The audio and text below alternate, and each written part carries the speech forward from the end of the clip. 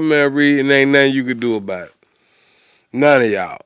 Oh, I like him. I love him. He do this. He do that. He do this for Prattville. He he need to be convicted just like the rest of his friends. Yeah, his friends ain't nothing but criminals, felons. The same people he locking up every day. He hiding too. And I don't have nothing against nobody. I feel like everybody should eat. I want everybody to eat. I don't want nobody family to starve. But if you do the crime, you do the time. That's like saying what Mel Reed is doing right now. Take a look. Montgomery Mayor Stephen Reed is also addressing a controversial attempt to hire a convicted felon and friend. The drama surrounds the possible hiring of Donald Watkins Jr. as the city's new small business development director. Watkins and his father were convicted in an investment fraud scheme back in 2019, stealing millions of dollars. The personnel board delayed that vote on Monday, but the mayor says he's known Watkins most of his life and added that he's paid his debt to society and is qualified for the job. I think anytime you can have a successful entrepreneur, one who's homegrown, educated in our public schools, given a lot in our community, and someone who's gone on to have corporate success, to be able to get them to work for government is usually impossible because you can't afford them. Probably without this blemish on his record, we wouldn't be able to have that conversation. And that possible hire will be discussed at the next meeting. That's on November 10th. Donald Watkins Sr. was convicted of 7 counts of wire fraud, 2 counts of bank fraud, and 1 count of conspiracy. Donald Watkins Jr. was convicted of 1 count of wire fraud and 1 count of conspiracy. These defendants enriched themselves through wire fraud and bank fraud. They paid bills, they paid alimony. Yeah, like this like real criminals. These are no, oh, I did the wrong thing, I didn't file my taxes criminals. These are real criminals. Yeah, Fed talk. Yeah, and I don't want nobody to be misled, man. That is some very serious ordeal, man. And Montgomery already going through the wire. Why do we continue to keep letting these folks take us through the wire? These are, I mean, you remind me of. Radio. Where's my hug? There it is. Who'd you catch running in the hall this morning? Busy. Swear you have turned out to be quite the hall monitor. Morning, Hannah. You know what it is? This radio. The day run you in. Saturday. French fries. Oh, I got the French fries. Black-eyed peas. The black-eyed peas. We got black-eyed peas. Sure do. We got black-eyed peas. Brownies. We got some brownies. And hot rolls. With the hot rolls. And pear halves. And what is it? Pear halves. We have the pear halves. As you talk. Every time you talk, you remind me of radio. Every time you say something, every time you blink your eye, I can't stand you. And I only can't stand you because you have misled a lot of people that loved you.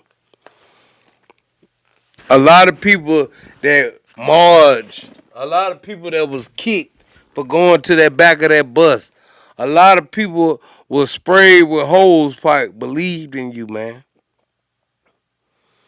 They really honored you. They really felt like it was a change. They really feel like, oh, it's a milestone. And you sat right there and you disappointed us, man. You really, really disappointed us, man. And shouts out to Honeycomb Brady coming home. I forgot to say that.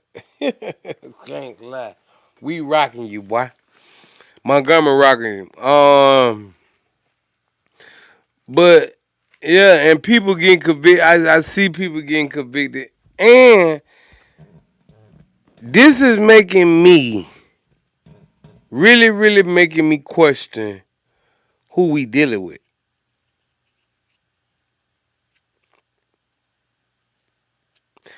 Who are we dealing with? Who is inside? Listen to the tapes. Look at all the scandals. Look at all the rumors. Should I start believing them? Is this a time to be reevaluate who we put in office?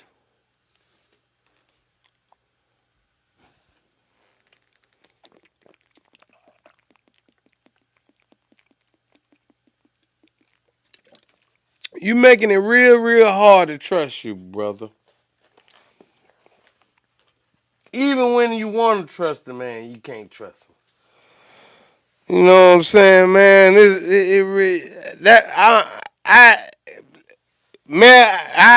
Governor Ivory, she ain't the best, but at least we ain't got to worry about what we get. At least we ain't got to worry about she gonna play us. She don't know no better. Whatever she do, she trying to do the best she can. She, I give it to her, man. But we only go get people that go into nursing homes. We only do that. I mean, I don't understand that, but I love everybody, and I hope everybody love themselves. Cause dang boy, is Montgomery just going down the drain with this Mary Reed. I vote for Jamel Brown. I don't vote for a lot of these niggas in Montgomery because a lot of these niggas in Montgomery don't care nothing about helping Montgomery. Don't nobody care. You got some 40-year-old rappers ain't never did nothing for nobody. You got 40-year-old, 50-year-old drug dealers that's on selling sacks, selling ding cheese. You know how hard it would be for me to get up and go on somebody's block and corner and sit out there. And I'm almost a granddaddy. All we doing is going half on a 3-5, if that. Cause we on a block, we supposed to be in mansions. We supposed to be hustling out of spots. Once you get to a certain age, it ain't no more blocks. Yeah, man, we too old, man. Like nobody, like a lot of my peers, a lot of my peers are not like it's sad to say like we 80 babies and they say we millennium babies and we the best of both worlds, but why are we acting like it? Man, it's some 40-year-old people that's going to the club every week. It's some 40-year-old people that ain't missing a run. But they ain't running their children to school. They don't even know their first period teacher. They don't get texts and updates. You ask them what class dojo is, they'll go berserk. Class dojo, first period, and Lord knows there's multiple children. We really, really gotta be in tune with our kids, man, growing up. You know, and me being a 40-year-old new dad, I learned like it ain't all bad. It ain't really all bad as it seems. It sounds bad because we stuck in our ways, but it give you a chance to try again. It give you a chance to love again, pure again. Cause not to say that I was a bad dad, I wasn't the best dad, and I know that.